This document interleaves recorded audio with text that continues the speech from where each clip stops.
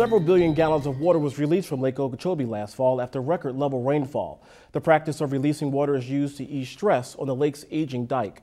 But the influx of this water is damaging nearby river and coastal estuaries. Here to explain is this hour's newsmaker, Dr. Paul Gray with Audubon, Florida. Dr. Gray, welcome to the program. Thank you for having me. So, first question, why do you do this? Why do you release water on a seasonal basis? Well, Lake Okeechobee, its watershed starts up in Orlando. It's a huge watershed. It's 100 miles. And when we moved into Florida, we started draining the state so we could have farms and cities and stuff. And so all that water that falls in the watershed above the lake, we rush it into the lake. The lake gets really, really deep. In 2004 and 5, it got so deep that it drowned out 75 square miles of plant communities in the lake. And birds left, the fisheries crashed. It was really a big disaster. But for the Corps of Engineers, the Hoover Dike is just made out of, it's a sand pile essentially. And so it's not very safe in deep water levels, and so they have to dump the water to try to make the lake safer so we don't have a dike breach. And those massive volumes of water go down to the St. Lucie and Caloosahatchee estuaries, turn them completely fresh, kill all their oysters, kill their seagrasses, and so it's just a big disaster all around. It sounds like this has a negative impact on the fish population and also clearly, as you mentioned a few moments ago, on small businesses and fisheries. Right, fisheries and the communities. There's also some pollution in the water, so you get algae blooms, and it's a big problem. And the flip side of it is during 2004 and 5 hurricane years, when the lake got really deep, we dumped enough water to meet 6 years of agricultural water supply needs. 6 years? 6 years. The following year, we were in severe rationing because we went into a drought, and they could only get half the water they needed.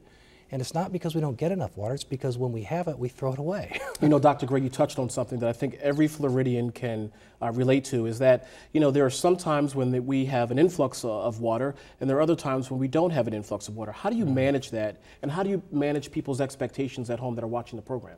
Well, that's what we get, is we get a whole lot of water in the summer, and it's too much for us, and then in the winter we don't get enough, and it's not enough for us. And so what we have to do is rebuild our water management system where we catch this water during the summer. And so then when the drought starts, we're going to have water left over. And if you can catch it upstream of the lake, it doesn't get into the lake and make the lake deep and start this cascade of bad events. The other thing we want to try to do is the estuaries never used to get this water like this. The water is supposed to go to the Everglades. The Everglades needs more water. And so we're going to try to catch this water, and instead of dumping it down the estuaries, send it to the Everglades. Dr. Gray, is that a long-term solution to this problem? Yes, it's very long. How long? 20 years. Okay. We've got to build a lot of reservoirs, a lot of storage capacity. We've got to clean the water. And it's kind of funny because I work for the Audubon Society. We work on birds, and people are like, well, that's nice you work on birds, but I care about people.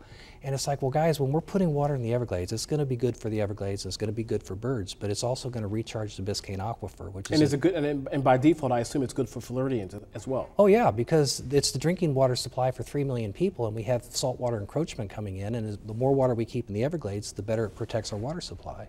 So it's good for all of us. And I assume you're working in concert with the U.S. Army of Corps of Engineers as well. Yes, the Corps of Engineers, and they're also working to reinforce the dike so it'll be safer in the future, but they're also working to build these reservoirs and different water storage things. The South Florida Water Management District's working on it. There's actually about 10 agencies working on it. And this is all going to be in concert with the 20-year time frame that you put together a few moments ago. And this is the Everglades restoration, and part of the reason everybody supports it, the farms do, the cities do, the environmentalists do, is because once we have a better water management system, we can make sure our water supply is good, make sure the birds are better taken care of, the fisheries are taken care of, we don't do harmful dumps, we do strategic movements of water. So that was my next question. My last question is do you have buy-in from the community, from local Floridians?